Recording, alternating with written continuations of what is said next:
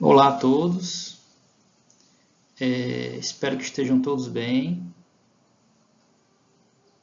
Sejam bem-vindos à Semana Interna de Prevenção de Acidentes do Trabalho, né? Do Instituto Federal do Rio Grande do Norte, edição 2021, cujo tema esse ano é Saúde e Segurança do Trabalho.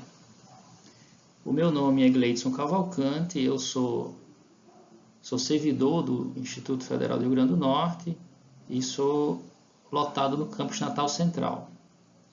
E estou aqui hoje para falar um pouquinho com vocês, né, sobre prevenção de acidentes domésticos. Desde já agradeço o convite à equipe organizadora do evento. Então vamos lá. Como eu falei, o título da nossa palestra, né, de hoje, nossa apresentação é Prevenção de Acidentes Domésticos. Um tema bastante pertinente, inclusive considerando a situação que a gente vive hoje, né, de pandemia, em que as pessoas passam praticamente a maior parte do seu tempo em casa, né? E vamos lá. Bem, o ambiente em que vivemos e os acidentes. Os nossos lares, eles são locais que apresentam alguns perigos, né? E esses perigos são similares àqueles presentes também em outros ambientes. E estão relacionados à nossa exposição aos riscos de acidentes. Eu vou falar aqui um pouquinho daqui a pouco sobre o que é perigo e o que é o risco, trazer um pouquinho desses conceitos, mas basicamente, seja em casa, ou seja no trabalho, ou numa situação de lazer, no trânsito, né? Onde quer que nós estejamos, sempre vai existir alguma situação que representa um perigo, que pode ser uma situação com potencial risco de acidentes. E aí a gente tem que tomar os devidos cuidados, né? A princípio, tentar reconhecer quais são esses perigos, né? Entender como a gente pode se prevenir para evitar acidentes, né? Vamos lá. Então, qual é a diferença entre perigo e risco? Tá? Trazendo aqui um conceito bem objetivo e bem simples, né? Para não fugir muito do nosso tema, né? O perigo é uma situação com potencial de geração de acidentes. E o risco é a nossa exposição a essa situação de perigo, né? Existe uma relação aí de probabilidade, né? Então, por exemplo, o perigo, como eu falei, é uma situação que pode gerar um acidente. Então, pensamos aqui no exemplo de uma praia onde você tem o risco você tem a presença de tubarões, né?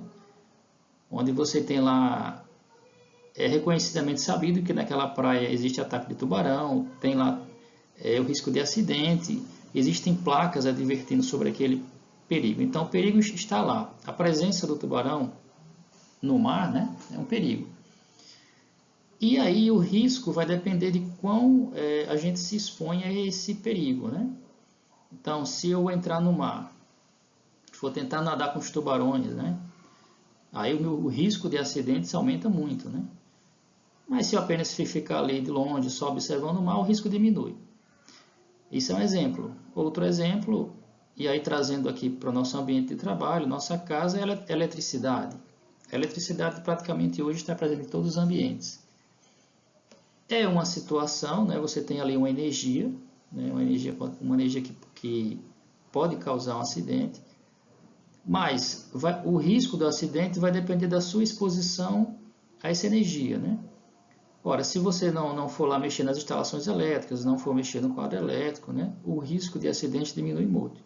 Se você tomar as medidas de controle necessárias, então existe uma relação de probabilidade entre o perigo que está naquele ambiente e a nossa exposição a esse risco. Vai depender da frequência com que a gente se expõe, né, o tempo em que a gente permanece exposto àquele perigo. Então, no ambiente de trabalho, da mesma forma, né? Então, o perigo sempre estará presente em nosso dia a dia, né? O que nós devemos fazer é controlar a nossa exposição a situações perigosas, que são os riscos. E o que é um acidente? Um acidente ocorre quando o corpo é exposto a uma energia maior do que a sua capacidade de absorvê-la. Então, a energia, né, existem várias formas da gente encontrar energia, entre elas a energia mecânica, né, está muito relacionada à velocidade, né, a energia térmica, que se relaciona com a temperatura, né, objetos quentes, a energia elétrica, como a gente acabou de falar, a energia química, através de substâncias químicas, né, e as radiações. E aí a gente tem as radiações naturais e radiações artificiais, que eu vou citar um exemplo daqui a pouco. Mas, então, por exemplo, em nossos lares nós temos sempre algum tipo de energia presente lá, né? Assim como no nosso ambiente de trabalho. Pensemos, por exemplo, no café, né? Um cafezinho quente, mas se ele estiver uma temperatura muito alta, você pode se queimar, né? Pensemos, por exemplo, também nas radiações, né? A gente vai tomar um banho de sol na praia, mas se a gente se expor muito à radiação, a gente pode ter consequências não desejáveis, né? Indesejáveis. Exemplos também da energia química, que são as substâncias químicas, tá? Energia mecânica, que são as quedas, os impactos, né? E assim por diante. Então, trazendo agora um conceito do acidente, esse conceito a gente tirou lá do documento chamado Viva Inquérito 2017 do Ministério da Saúde, que foi publicado em 2019. Então, o acidente é um evento não intencional, né? Ninguém quer sofrer um acidente. E ele é evitável, ou seja, presume-se que a gente pode tomar algumas medidas para que ele não ocorra. E o acidente é causador de lesões físicas ou emocionais no âmbito doméstico ou nos outros ambientes sociais, né? Ambiente de lazer, ambiente de trabalho, como o trabalho, o trânsito, a escola, esportes e o lazer. Então, como nós podemos mensurar os acidentes domésticos, né? Ou como eles são mensurados, né? Atualmente, o Ministério da Saúde, né, através da Secretaria de Vigilância em Saúde, possui um sistema chamado Sistema de Vigilância de Violências e Acidentes, chamado de VIVA, né? Sistema VIVA, onde esse sistema ele monitora a ocorrência de acidentes, né? E acidentes e violências que são registrados em serviços de urgência e emergências vinculados ao SUS, né? E essa amostra é composta por vítimas de acidentes e violências que são atendidas nesses serviços de urgência. Então, quando ocorre o atendimento desses pacientes lá nos serviços, é feito um levantamento, é preenchido uns questionários, né? E levantado informações da ocorrência do acidente, qual a idade da vítima, onde o acidente ocorreu, enfim, algumas informações que geram dados para que o sistema VIVA faça os levantamentos e publique os seus relatórios, né? E esses acidentes, né, eles são essas doenças ou essas morbidades, elas são classificadas na CID-10, né, que é a Classificação Internacional de Doenças, como causas externas de morbidade ou de mortalidade. E aí, o último relatório que a gente teve acesso foi o 2017, né, Viva Inquérito 2017, em que pegou os dados aí de 2017 e de anos anteriores. Bem, aqui nós temos um gráfico que mostra aí um levantamento que foi feito pelo Ministério da Saúde nesse relatório 2017, e ele mostra aí uma distribuição percentual dos atendimentos por acidentes e violências, né? Veja, acidentes e violências. Essas são as categorias que eles analisam, né? Em serviços sentinelas de urgência e emergência, em 23 capitais dos estados brasileiros e do Distrito Federal. Então, em cada capital, em cada estado, você tem aí o serviço de atendimento de urgência e emergência. Aqui no Rio Grande do Norte, o Hospital Valfredo Gugel, ele faz parte desse sistema de levantamento desses dados, né? E aí, nesses dados foram registrados mais de 48 mil atendimentos, né, em 90 serviços sentinelas de urgência e emergência. Destes atendimentos, vocês veem aí no gráfico, que está destacado as colunas em vermelho, que 4.289 atendimentos, ou seja, quase 9% dos atendimentos foram relacionados a violências. E aí ele coloca agressões, maus tratos, né, lesões autoprovocadas. E o restante dos atendimentos, ou seja, 91%, mais de 91% foram relacionados a acidentes. E aí vocês conseguem perceber quais são os tipos de acidentes que foram registrados no levantamento, né? Então, em primeiro lugar, aí, com mais de 35%, são as quedas, né? Quedas acidentais. Em segundo lugar, você tem um acidente de transporte, né? Em seguida, você tem choque de objetos contra pessoas, ferimento por objetos, perfuro cortante, corpo estranho, acidente com animais, queimadura, né? Afogamento, enfim, uma série de tipos de acidentes que eles registraram, né? E a gente dá para a gente perceber aí que queda, né? A gente vai, a partir do que eu for apresentando, a gente vai discutindo, mas percebe que as quedas, né? Ele tem um grande número, mas ele não representa o maior número de mortes. O maior número de mortes vai estar relacionado a acidentes de trânsito, certo? Que a gente vai ver um pouco mais na frente. Então, vamos lá. Bem, esse gráfico aí ele mostra a distribuição da população atendida, né, em serviços de urgência e emergência, por tipo de evento. Então, eu queria que você se concentrasse nessa parte que está destacada de vermelho, que é o que importa para a gente, né? Você vê que ele coloca os números de acidentes e os números de violência. Mas olhando para a parte aí dos acidentes, a gente percebe que aqui quase 96% ocorreram na zona urbana, né? E pouco mais de 4% na zona rural. Por tipo de sexo, a gente percebe que 61% dos acidentes ocorrem com o sexo masculino e quase 40%, 30% do sexo feminino. E a gente percebe aqui em relação à faixa etária, de 0 a 9 anos, 15% dos acidentes, mais de 60 anos, 11%, e o maior número de acidentes se concentra nessa faixa aqui de 20 a 39 anos, né? Mas a gente vai perceber aqui que alguns acidentes eles se concentram por idade, né?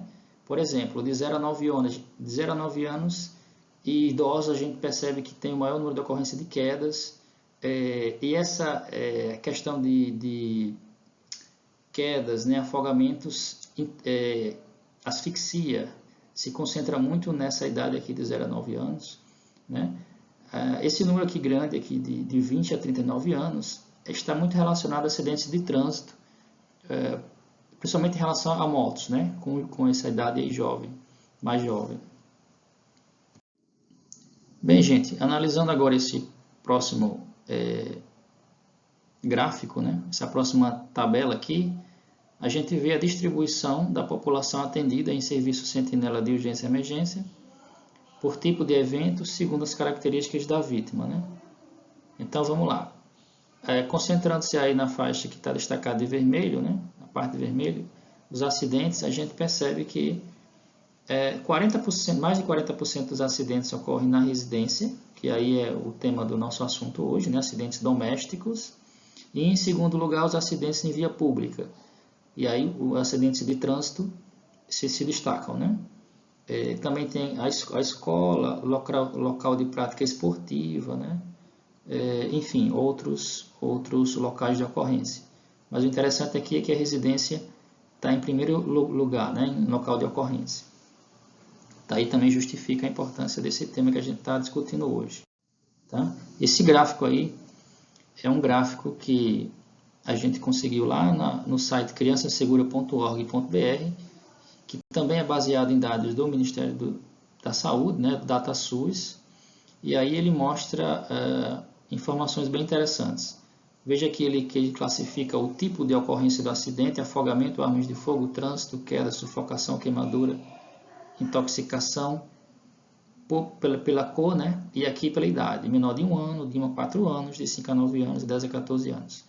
Perceba que as quedas, né, que é em azul, as quedas representam o maior número de internações nessa idade, de 0 a 14 anos. E em sequência aqui nós temos em vermelho outros tipos de acidente, como choque elétrico, acidentes, enfim, aqueles outros que a gente mostrou no gráfico anterior. Tem objetos perfuro-cortantes, entre outros. E aqui você tem os acidentes de trânsito em vermelho e o de cinza também aqui destacando bastante queimaduras, né? Então, esse aqui são um panorama da questão das internações por acidentes nessa faixa etária. Veja, perceba que aqui as quedas representam maiores internações. Já no próximo gráfico que a gente vai ver, a gente vai perceber que quem se destaca são os acidentes de trânsito, porque a gente vai ver aqui as mortes por acidente. Lá eram as internações, aqui são as mortes. Então, percebe-se aqui, destacado de verde, que o trânsito mata mais, né? Os acidentes, principalmente naquelas faixas etárias que eu falei, de 20 a 29 anos, né? Então, aqui também se destaca, mas aqui é interessante que há um destaque por idade, né? Então, menor que 1 ano, o maior número de ocorrência de mortes é sufocação, né? De 1 a 4 anos, a gente vê aqui que o afogamento e o trânsito, né? De 5 a 9 anos, afogamento e trânsito também, 10 a 14 anos, trânsito aqui em primeiro lugar. Só para a gente ter uma ideia dos tipos de acidentes que mais ocorrem, porque a gente vai tratar deles um pouquinho mais na frente. Bem, acidentes domésticos durante a pandemia, né? Segundo informações aí da revista Crescer, né?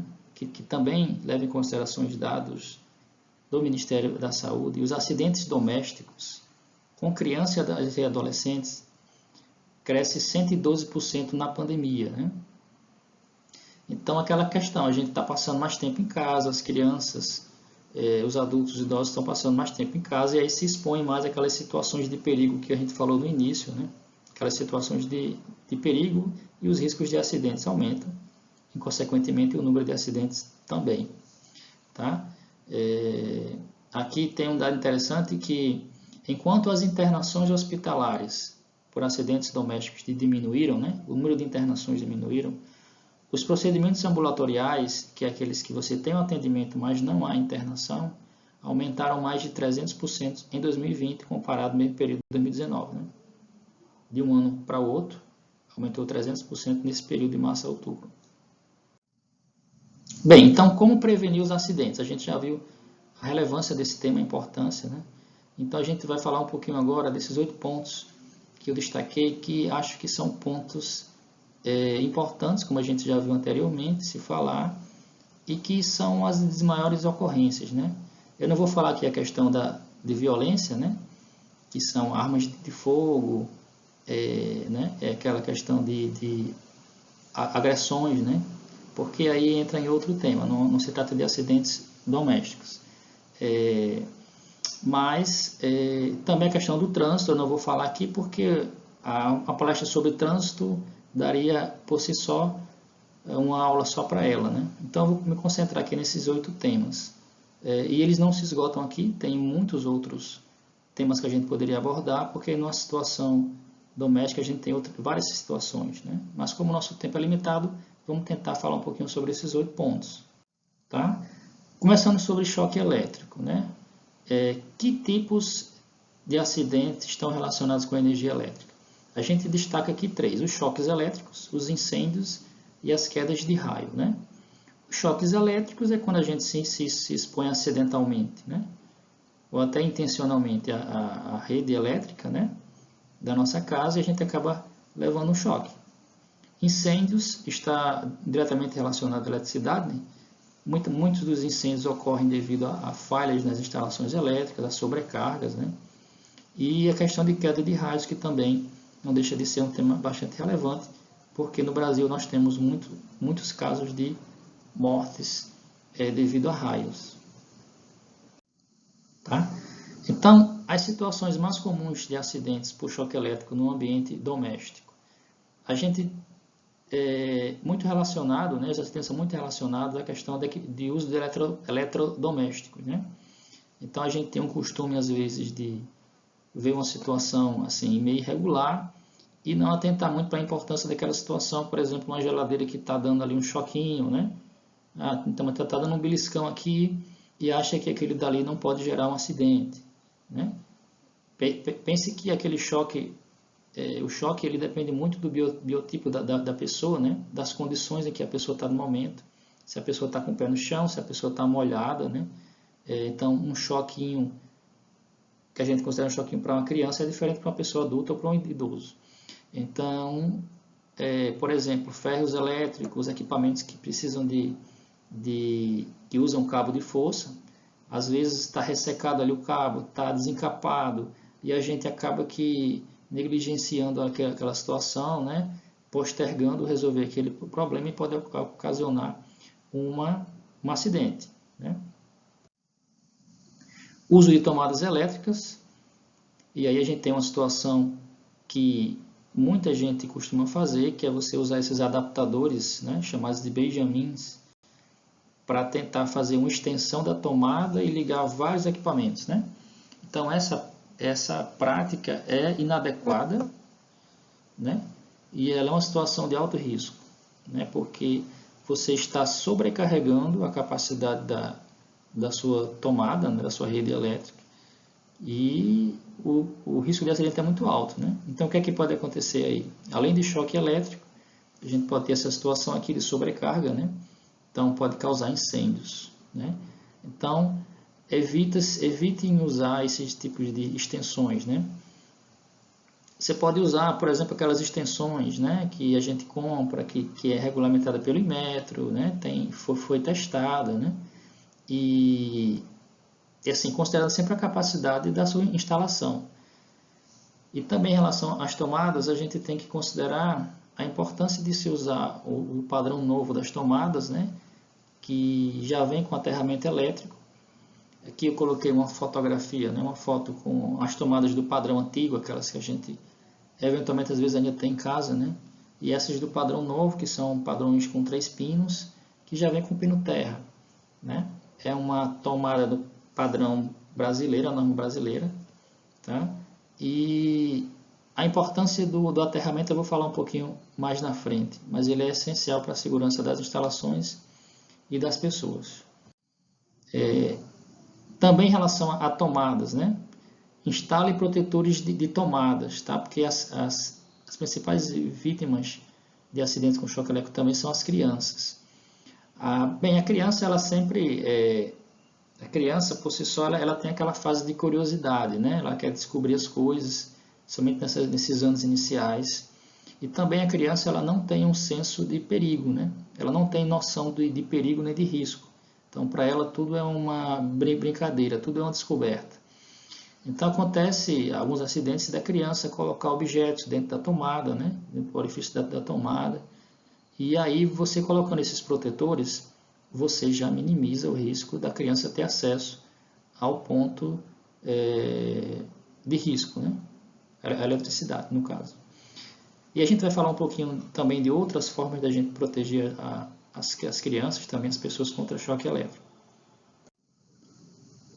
Bem, falando um pouquinho sobre a questão dos serviços de manutenção, né, os reparos que a gente faz em casa, muitas vezes as pessoas, né, querem fazer as suas intervenções nas instalações elétricas, né, troca de lâmpada, sei lá, puxar ali uma extensão para algum canto, né, mas isso requer bastante cuidado e atenção, porque, como eu falei, serviços de instalações elétricas devem ser feitos por pessoas que tenham conhecimento adequado, né? Conhecimento apropriado do assunto. E aí, assim, caso haja necessidade e se você sentir segurança em fazer o serviço de instalação, de manutenção, a primeira coisa que você deve fazer é desligar a energia elétrica, né? Não se deve executar nenhum serviço de instalação elétrica com ela energizada, que aí você já elimina o risco do choque elétrico, né? Então, esse cidadão que está aí em cima da cadeira do banco e do banquinho da caixa, e a esposa está segurando, provavelmente, se ele tivesse desligado a energia, ele poderia sofrer acidente pela queda, né? Mas, enfim. Então, desenergize a rede e faça o serviço se você achar que tem conhecimento adequado, né? E quanto às instalações elétricas, tá? Dimensione corretamente suas instalações, tá? De preferência que você faça esse dimensionamento, esse projeto, né? Essa instalação com pessoas que você conheça, pessoas que têm habilitação para isso, tá?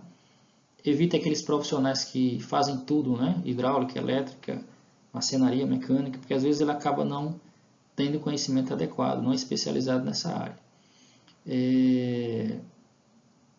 A questão do fio terra. Fio terra é diferente de aterramento, né?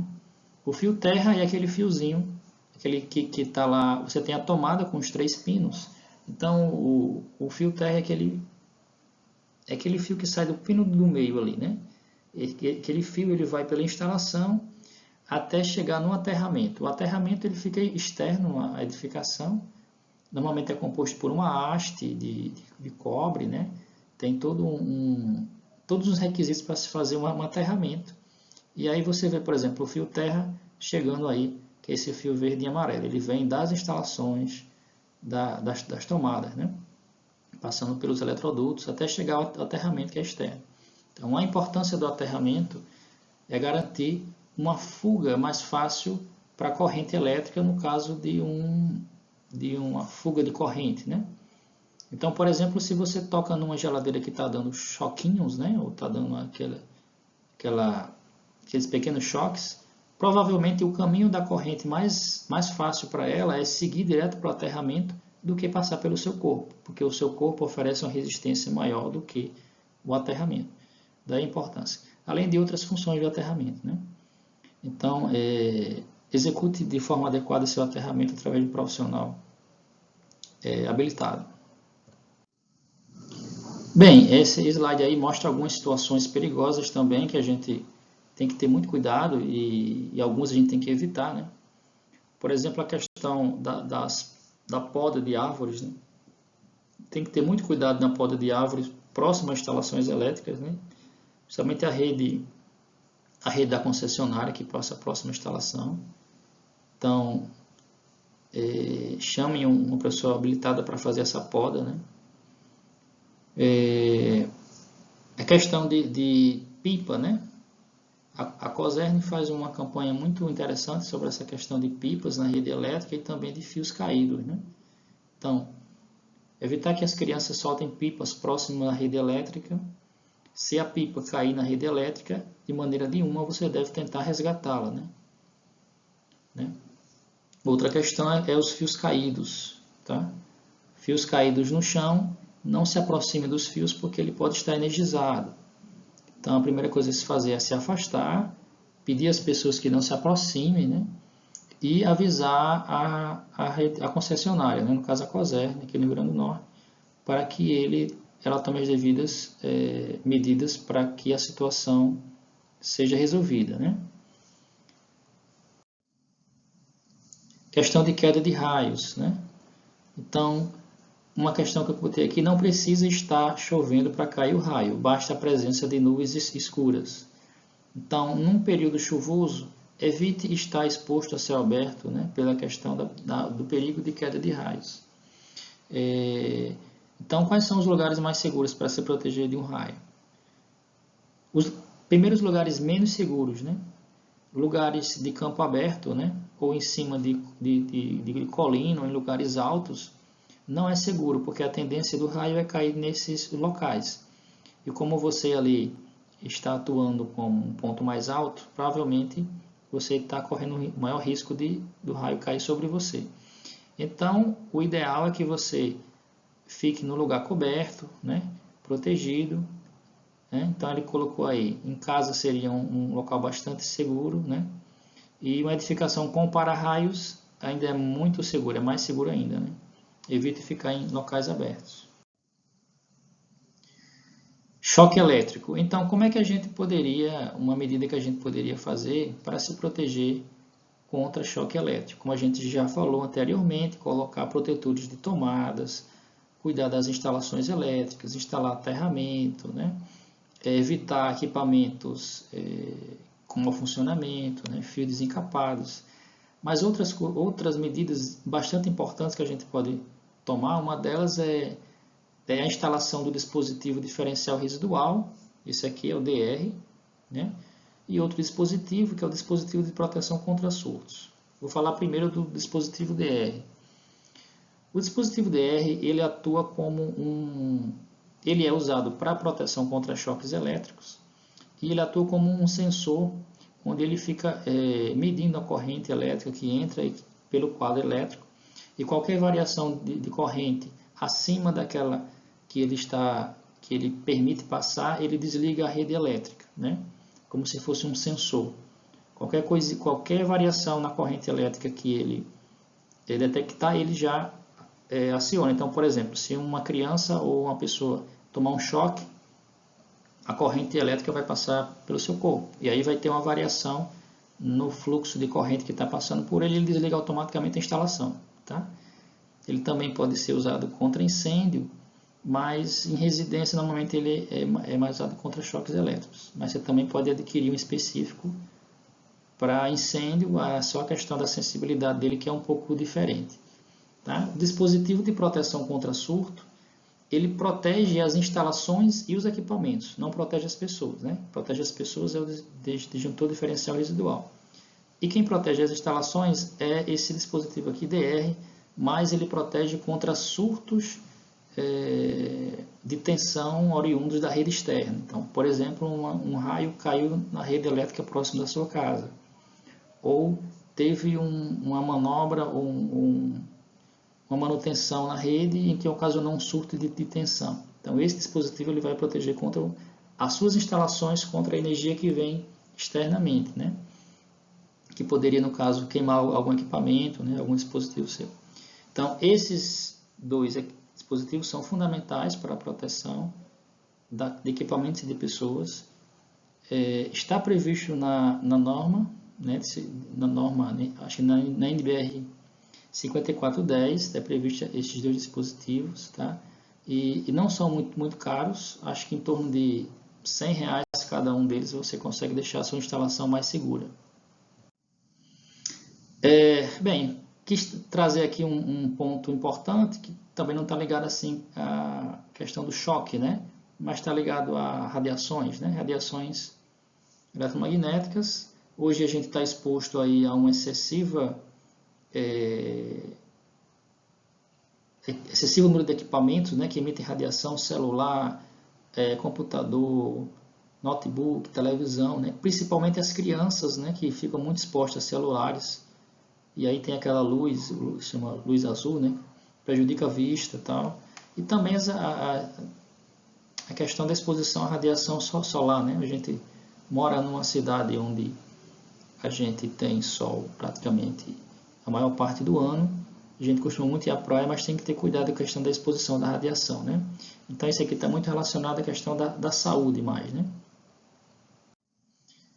Bem, agora vamos para o ponto 2, que é a sufocação, asfixia e engasgo. Tá? Bem, o que é asfixia? A gente pode definir a asfixia como uma dificuldade respiratória que leva à falta de oxigênio no organismo. A causa mais comum é a obstrução das vias aéreas por corpos estranhos, né? Por exemplo, objetos de pequenas dimensões, alimentos mal mastigados e etc. Né?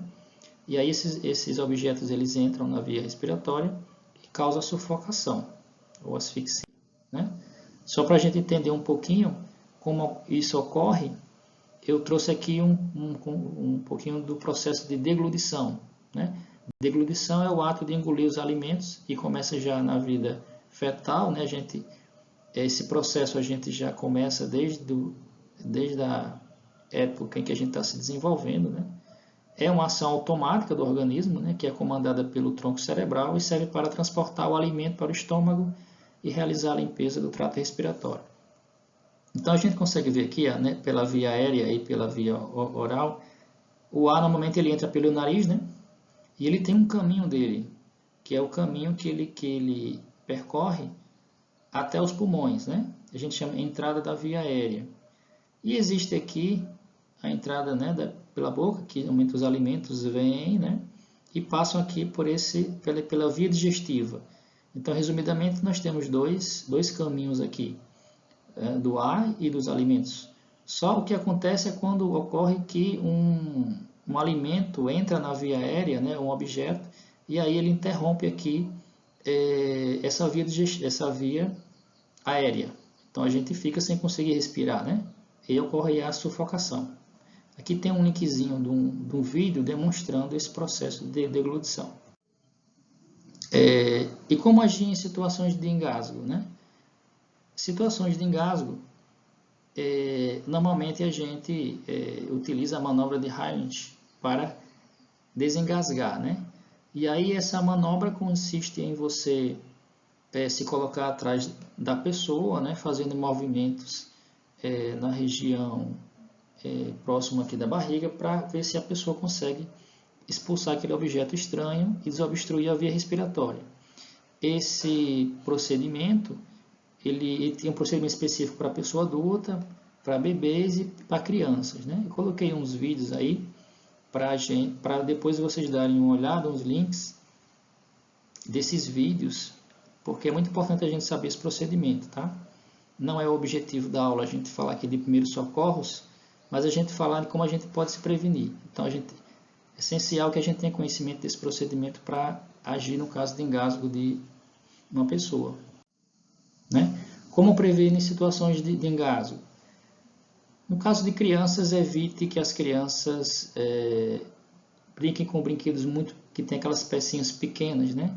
De preferência que elas brinquem com brinquedos adequados à sua idade, né? E aí nas caixinhas, nas embalagens, ele vem dizendo a idade adequada para cada faixa etária, né? Recomendo a leitura de uma cartilha que eu coloquei da USP, aí um link, né? No caso dos idosos,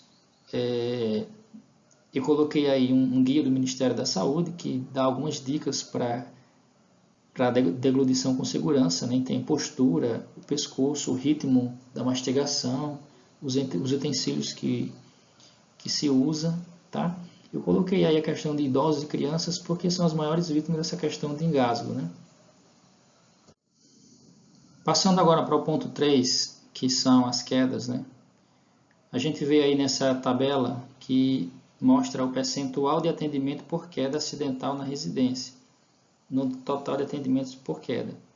Então, no atendimento na faixa etária de 0 a 9 anos, 71,6% dos atendimentos representam queda em residência na residência para essa faixa etária. E nessa faixa etária mais 60 anos, dos atendimentos registrados, né, na residência, 71,8% representam quedas. Ou seja, a faixa etária em que ocorrem mais quedas é de 0 a 9 anos e mais de 60 anos. E 70% dos atendimentos estão relacionados a quedas, né? E aí existem a queda de mesmo nível, né? Ele classifica queda de mesmo nível e queda com diferença de nível, né? Queda de mesmo nível é quando considera-se você no mesmo nível do chão, né? Você pode escorregar ou tropeçar, né? No mesmo nível. Queda com diferença de nível é quando você está no ponto mais alto em relação ao chão. Ainda em relação a quedas, né? Algumas situações que as pessoas acabam fazendo no dia a dia, né? Serviços de manutenção em telhado, uso de escadas para troca de lâmpada ou para outros tipos de serviço, onde são situações em que pode ocorrer acidentes, né? Portanto, recomenda-se evitar esse tipo de serviço, né? Ou, se for fazer, que se faça com segurança. Quedas em crianças, né? Então, algumas situações do dia a dia em que a gente tem que ter bastante cuidado, como a questão do lazer, né? Criança andando de bicicleta, então utilizar os equipamentos de segurança, capacete, joelheira, né? Cotoveleira. Estão nessa fase inicial aí de aprender, de se equilibrar na bicicleta, tem que ter os equipamentos de segurança e supervisão de um adulto. Também no supermercado, né? A gente às vezes tem o costume de colocar a criança no carrinho. Ocorre muito acidente no supermercado porque os pais se distraem para pegar a mercadoria, a criança vai tentar sair do carrinho, ficar em pé e cai. Tá? Então, evitar essa situação. Também evitar colocar berços, camas, sofás, algum objeto em que a criança possa escalar, né? Perto de janelas. Principalmente naquela fase em que ela está começando a andar, porque ela pode subir e pode aí tentar subir também na janela.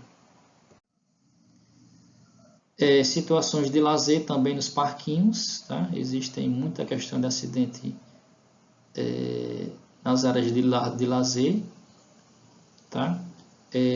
Inclusive lá naquelas estatísticas que eu mostrei anteriormente, eles colocam esse número, né, de acidentes nessas áreas de recreação, tá? E aí você vê uma situação do lado, na figura mais embaixo, você vê aí uma criança se pendurando aí na varanda, né? Flagrada aí pelo vizinho que tirou a foto. E aí como é que a gente poderia adotar algumas medidas para prevenção de quedas, né? No caso de idosos, a gente evitar colocar obstáculos, né? Deixar o ambiente livre de obstáculos, porque o idoso ele já tem uma certa limitação, né, no seu deslocamento, né? E a questão da atenção também. Então, quanto menos obstáculo você tiver na casa, maior a segurança para o idoso. Então, utilizar tapete antiderrapantes, principalmente nos banheiros, né? Instalar telas de proteção nas janelas e nas varandas, principalmente se você tiver crianças em casa, né? Evitar ambientes mal iluminados, tá? Principalmente pela questão de quedas ou de você esbarrar em algum canto vivo. Instale luminárias na sua casa, para quando faltar energia você ter uma mínima iluminação, para evitar algum acidente. A questão da sinalização e da acessibilidade, né? Então, colocar fitas antiderrapantes nas escadas, instalar corrimões, né? No banheiro, né? Tornar o banheiro acessível se você tem idosos em casa, né? Barras de apoio, né? No banheiro, barras de apoio no chuveiro, para que esse idoso fique com maior segurança, né? Para se movimentar, para se apoiar dentro do banheiro. Até porque é um ambiente que sempre está molhado, né? Então o risco de queda é maior. E como a gente viu, idosos e crianças se apresentam o maior número de percentual de quedas. Agora falando sobre queimaduras, né? Então queimaduras, lugar de cozinha não é lugar de criança. Então evite as crianças na cozinha, né? Queimadura também representa um dos maiores números de acidentes, né? Então vou falar um pouquinho sobre algumas coisas que a gente pode prevenir, né? Então na cozinha, vire o cabo das panelas para o lado de dentro, porque a criança, por curiosidade, normalmente ela quer puxar o cabo da panela para ver o que tem ali, né? Instale portões para impedir o acesso das crianças à cozinha, né? E também animais, né? Na cozinha, porque aí você pode tropeçar no animal e cair também. Então essas grades de segurança elas são bastante úteis, né? Queimaduras, tá? Verifique a temperatura da água, no caso de banhos de bebês, às vezes as pessoas têm o costume de tirar a frisa da água, né? Esquentar um pouco a água para poder dar um banho na criança, mas muito cuidado com a questão da temperatura da água, né? Sempre estar verificando. Não permitir o uso de fogos de artifício por crianças. Uma das épocas em que se registra mais o número de acidentes de queimaduras é na época de junho, né? Que tem o São João, os fogos de artifício. Tá? Não permita crianças próximas a áreas de churrasqueira. Pela curiosidade, normalmente ela tenta imitar o adulto, né? Então ela vai pegar o álcool, vai tentar mexer ali no fogo, tá? De preferência não use álcool, use aqueles acendedores que se tem, que vende próprio para churrasco. O álcool ele é muito inflamável, né? E cuidado com o ferro de passar roupa. Às vezes você esquece o ferro ligado e aí, além da questão de danificar a roupa, você pode ocasionar um incêndio, né? Queimaduras, ainda falando um pouquinho sobre a queimadura, um tema bastante importante é o uso do GLP, né? Então, o GLP, você tem que ter certos cuidados. Primeiro você tem que observar a questão do prazo de validade da mangueira e do registro, tá? Normalmente ele tem validade de 5 anos, então fique atento na validade do registro e substitua a mangueira e o registro no tempo adequado, né? Cuidados com o gás GLP, evite armazenar o gás em ambientes fechados, como armários, por exemplo. O gás GLP ele é um gás que ele se acumula em ambientes, né? Então ele procura como ele é um gás um pouco pesado, ele procura se infiltrar ou se acomodar em ambientes fechados. E aí você pode acontecer algum acidente, com explosão, alguma coisa, tá? Recuse botijões amassados, enferrujados e sem selo de garantia. O botijão de gás ele tem que ser íntegro, né? a sua estrutura. Se ele está amassado, se ele está enferrujado, quer dizer que a sua estrutura não está íntegra. Então, não oferece segurança, tá bom? Cuidados com o gás GLP. Não, use apenas as mãos para você tirar o registro para trocar o gás, né? Não utilize ferramentas como martelo ou alicate, porque pode ser que tenha alguma faísca, algum ponto de fogo e cause algum incêndio. Jamais passe a mangueira por trás do fogão. Atrás do fogão representa um ponto quente, né? Temperatura alta, e você passando a mangueira por trás, você pode danificar a mangueira, causar um incêndio. Instale de preferência o GLP fora da residência, no ambiente ventilado, né? Evite instalar o ambiente perto de tomadas ou perto de ralos, né? E não deixe o botijão virado, né? Ele tem que ser usado na posição em pé.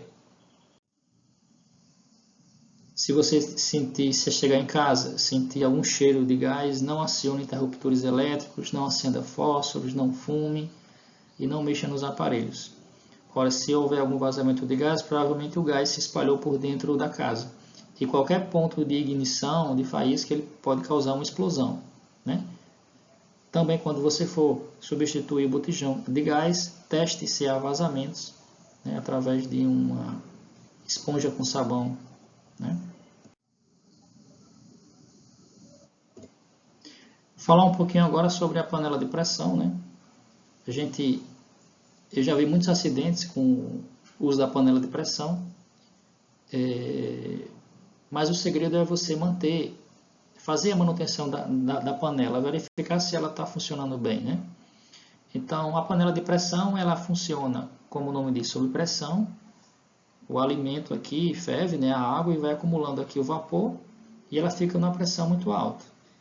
Então, a tendência é, quando ela atinge uma certa pressão, o vapor saia pela válvula, essa válvula que tem um pino, né? Acontece que, se você não fazer a limpeza e a manutenção adequada, né, da borracha, dessa parte aqui do pino, essa válvula pode ficar entupida, e aí a pressão aqui aumenta muito, né? E aí pode ocorrer explosão. Então, a recomendação que a gente dá é você verifique o funcionamento da panela, se ela está atingindo a pressão naquele tempo regular, que ela sempre atinge.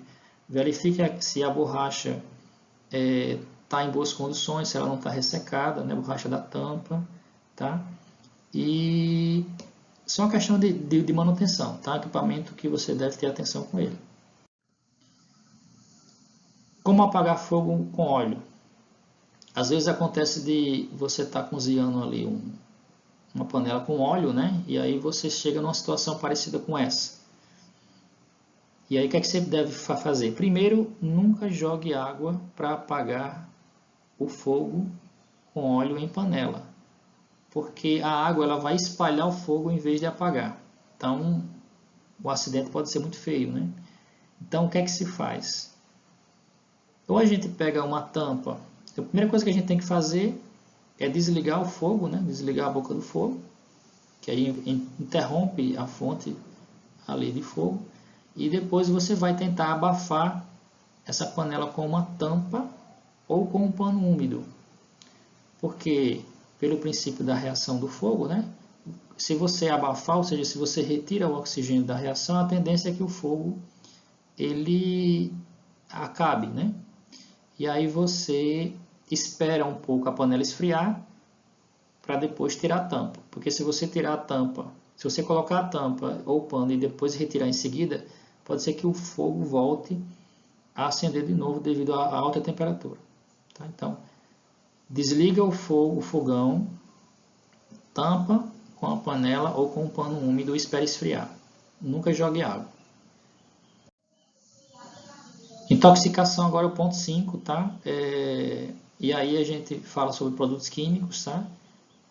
Como a gente viu, as crianças são grandes vítimas dessa parte de intoxicação e a gente está recomendando aí que os produtos químicos devem ficar armazenados em lugares altos, né? Longe das crianças, do acesso das crianças, tá?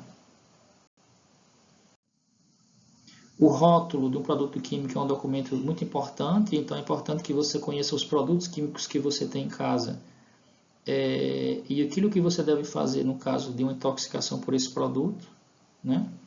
Lá no final eu vou colocar uns telefones importantes para que você pode ligar em caso de acidente e intoxicação. Evite armazenar produtos químicos em garrafas PET, né, sem rótulos, porque aí você não sabe qual é o produto que está ali. E normalmente as crianças associam a garrafa PET a refrigerante e aí elas vão tentar consumir esse líquido, tá?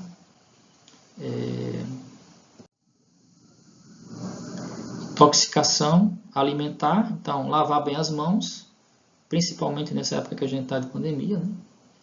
Lavar bem os alimentos, tá? E verifique com atenção o prazo de validade dos produtos.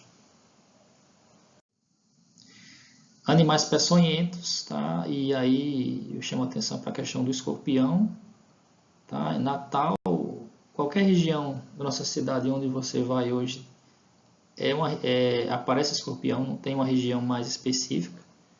É um problema nacional essa questão do escorpião. Então, muito cuidado em você evitar no seu quintal entulhos, evitar objetos armazenados que o escorpião possa se esconder, né? Geralmente ele gosta de ambientes úmidos. E animais, no caso cobras também, né? E evitar entulhos, evitar mato, né? Plantas tóxicas, normalmente as plantas tóxicas tem muitos acidentes com animais, né, que comem essas plantas. Então verifique se você tem no seu quintal alguma planta que seja tóxica e evite que a criança ou algum animal chegue perto dela, né? Afogamento. Então a gente fala agora sobre afogamento e segurança nas piscinas, né? Instale grade de segurança nas piscinas, telas de proteção e proteção nos ralos, né? E você evitar que as crianças tenham acesso às piscinas, que acontece muito acidente com crianças. Eventualmente a gente vê o noticiário de uma criança que se afoga, né, em piscina. Então, quais são algumas medidas de segurança que a gente pode adotar nas piscinas, na piscina de casa ou na piscina do condomínio? Primeiro, essa questão aqui de você agendar a filtragem da água, que requer um processo de sucção, quando a piscina estiver fechada. Então, se você for fazer a filtragem da água, ter que ligar as bombas ali, então o processo de sucção pode acontecer algum acidente. Programe isso para quando a piscina não estiver sendo usada, né?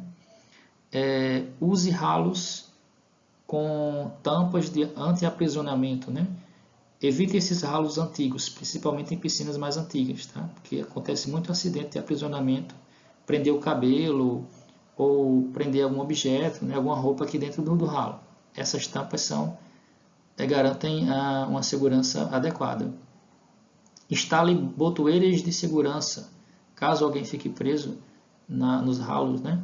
Você consegue desativar a bomba mesmo sem estar na casa de máquinas. Você pode colocar aí uma botoeira de emergência, onde remotamente você pode desligar a bomba, tá? Em casa, segurança dentro de casa. As crianças, como eu falei, são curiosas, não têm noção de risco, né?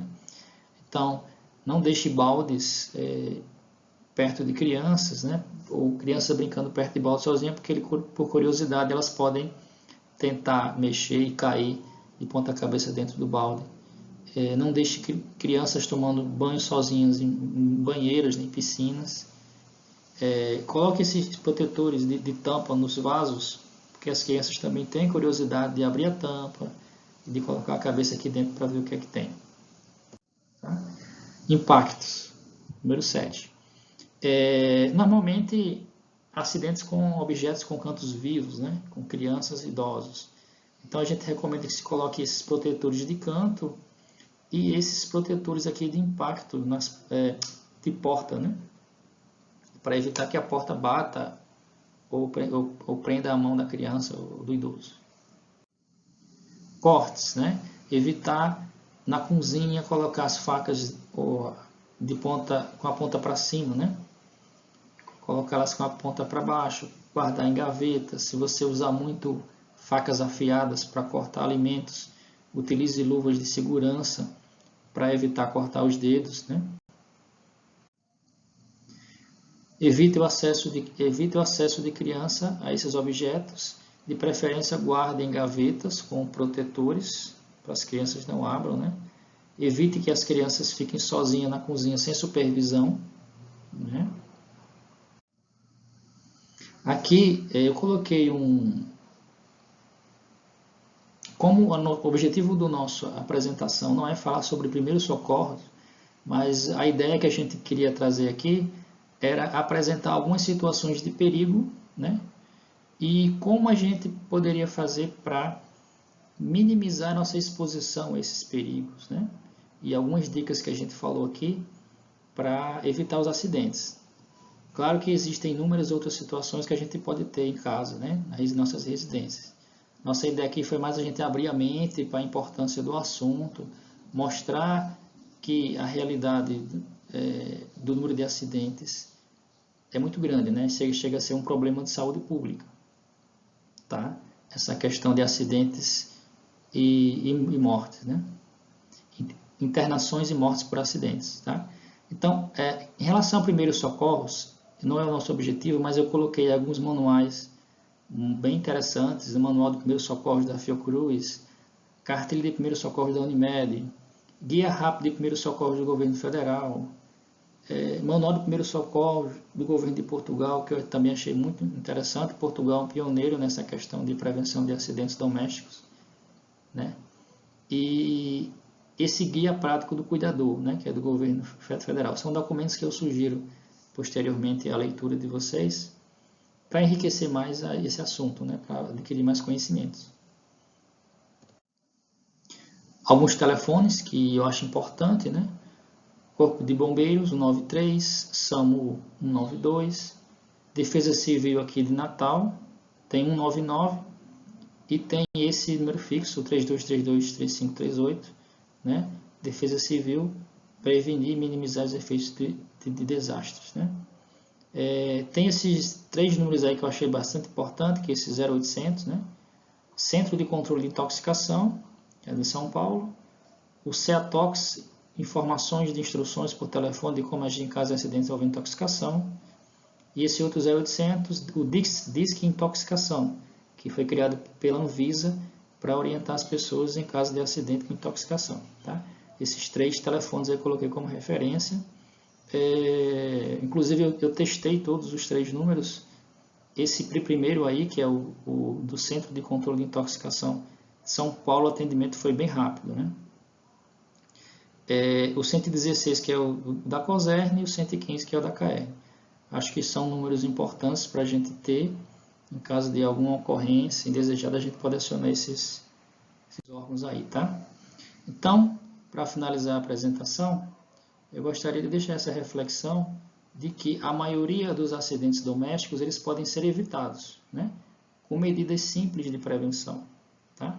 Instalação de um disjuntor, de um DR, né? Protetor de uma tomada, um protetor de quina, né? Evitar deixar a criança ter acesso a algumas coisas, né? Adequar o ambiente para que o idoso ele tenha mais segurança ao se deslocar dentro da residência. São coisas simples que a gente pode fazer para prevenir os acidentes na nossa casa, né? Nosso lar, já que hoje a gente está passando muito mais tempo em casa do que fora de casa. E então é isso, espero que vocês tenham gostado, tenham conseguido absorver. Nosso objetivo não foi falar muito assim de todos os tipos, mas alguns que a gente considera mais importantes, tá certo? Eu me coloco à disposição, assim, qualquer dúvida que vocês tiverem, tá? A gente pode tentar esclarecer. Eu estou lá no campus Natal Central, né? Como eu falei, trabalho lá no campus Natal Central, tá certo?